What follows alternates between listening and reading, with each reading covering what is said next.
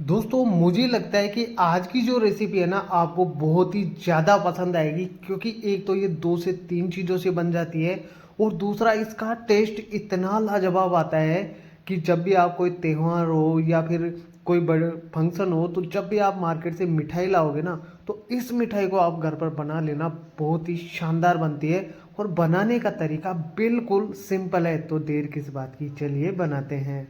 दोस्तों इसको बनाने के लिए सबसे पहले आपको 1 कप बेसन लेना है। बेसन जितना हो सके बारीक वाला यूज करना, क्योंकि मोटे वाले बेसन से ये मिठाई नहीं बनेगी।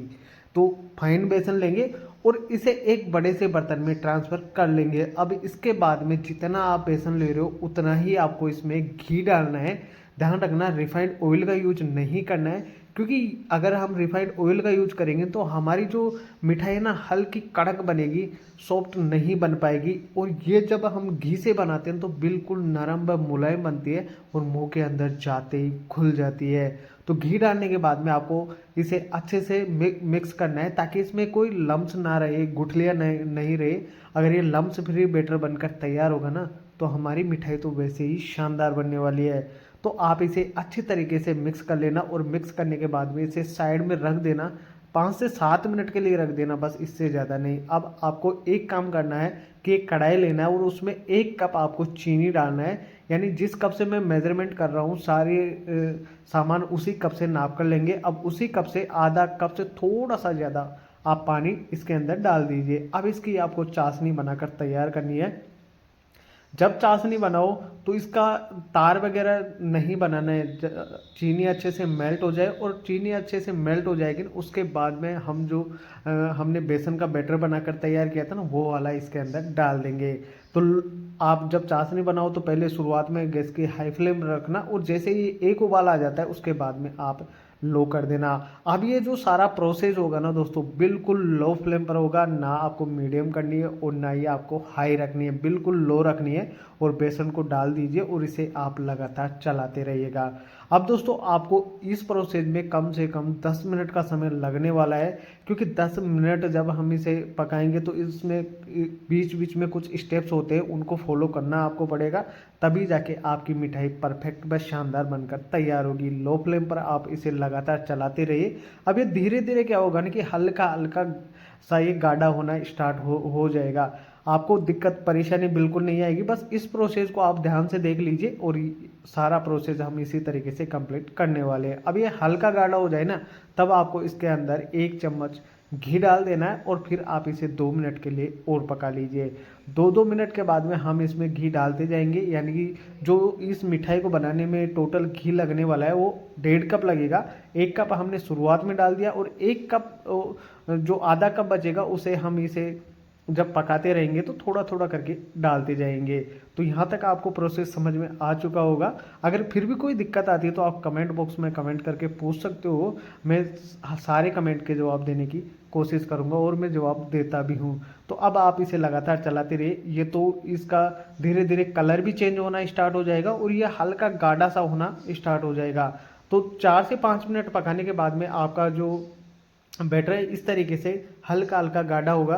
जो पहले बबल्स दिखाई दे रहे थे ना, अब वो धीरे धीरे मोटे दिखने लग जाएंगे। तो अब आपको 1 चम्मच घी इसके अंदर और डाल देना है। ये जो बबल्स आप देख रहे हो ना, वो पहले हल्के दिखाई दे रहे थे, और जैसे ये पकता जाएगा, हल्का गाढ़ा होता जाएगा, तो ये बबल्स है ना साइज में दोगुने हो जाएंगे, यानी कि मोटे बबल्स आपको देखने को मिलेंगे। तो भी आपको इसे लगातार चलाते रहना है। अब देखिए, पहले का जो कलर था और अब का जो कलर है ना, बिल्कुल दिन रात का फ़र्क आ चुका है इसके अंदर।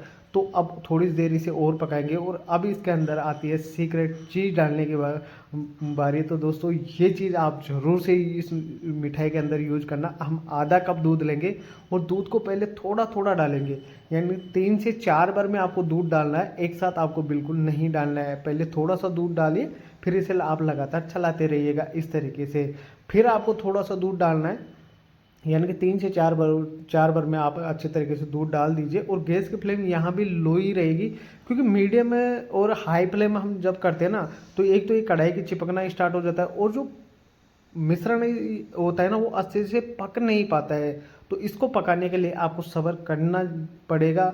पेशेंस रखना पड़ेगा, तभी जाकर मिठाई शानदार और टेस्टी बनकर तैयार होगी। तो हमने यहाँ पर थोड़ा थोड़ा करके सारा दूध इसके अंदर डाल देंगे और दूध डालने के बाद में आपको 3 मिनट जब आप इसे पकाएंगे तो आपका जो बैटर है ना इस प्रकार से गाढ़ा हो जाएगा। तो देखा दोस्तों कितना आसान है इस मिठाई को बनाना।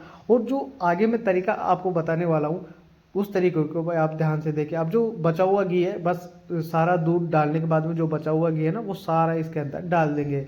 अब आप जिस बर्तन में इस मिठाई को डालना चाहो उसके अंदर आप पहले से घी लगा कर रखना, या फिर बाद में भी लगा सकते हो, कोई दिक्कत नहीं है। मैं एक कैक्टिल ले रहा हूँ और उसमें इस तरीके से किनारों के से भी अच्छे से घी से ग्रीस कर देंगे, क्योंकि इसे ग्रीस करना ज़रूरी होता है, क्योंकि बाद में ये अच्छे से नहीं निकल पाता और इसके चिपक जाता है। तो अब देखिए बैटर हमारा बिल्कुल गाढ़ा हो चुका है।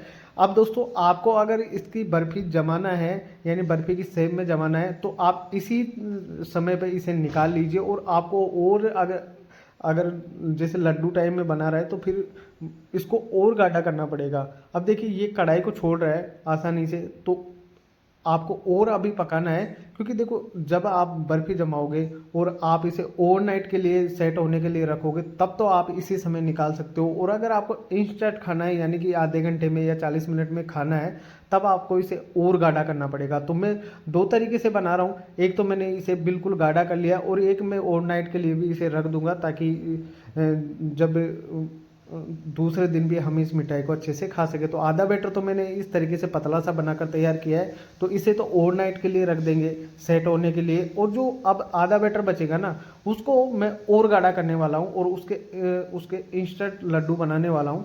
तो आपको जो भी तरीका सबसे बेस्ट लगे या पसंद आए तो आप उस तरीके से बना सकते हैं। यानी कि ओवरनाइट के लिए रखेंगे तो वो थोड़ा लिक्विड सा रहेगा, यानी हल्का पतला सा रहेगा, और जो इंस्टेंट खाने वाले हो वो हल्का सा गाढ़ा रहेगा।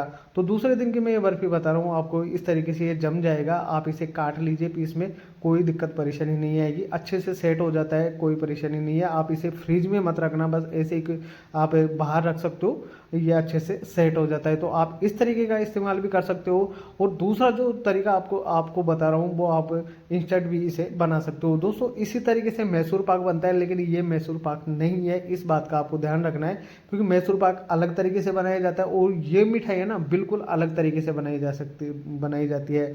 तो आप जब इसे साथ के साथ खाना चाहो तो इस प्रकार से इन लड्डुओं को बनाकर तैयार कर लीजिए। ये थोड़ा हल्का जो बैटर है ना वो हल्का गाढ़ा करना पड़ेगा आपको, यानी कि 3 से 4 मिनट और अच्छे से पकाना होगा। तो टोटल जब आप इस तरीके से बनाओगे तो आपको 10 से 12 मिनट लगेंगे, और अगर आप बर्फ़ी बना रहे हो तो फिर आप 8 से 9 मिनट आपको लगने वाले हैं। तो उम्मीद करता हूँ दोस्तों आपको वीडियो पसंद आएगी, रेसिपी पसंद आएगी। पसंद आई तो वीडियो को लाइक करना और चैनल को भी सब्सक्राइब कर लीजिए, ताकि आने वाली वीडियो की नोटिफिकेशन आप तक जल्द से जल्द पहुँच सके। मैं ऐसे यूनिक और घर के सामान से बनने वाली चीज़ें आपके लिए लेकर आता रहता हूँ, जिनमें ना तो कोई खर्चा होता है और आसानी से बन जाती है। तो मिलते हैं नेक्स्ट वीडियो में, तब तक के लिए धन्यवाद।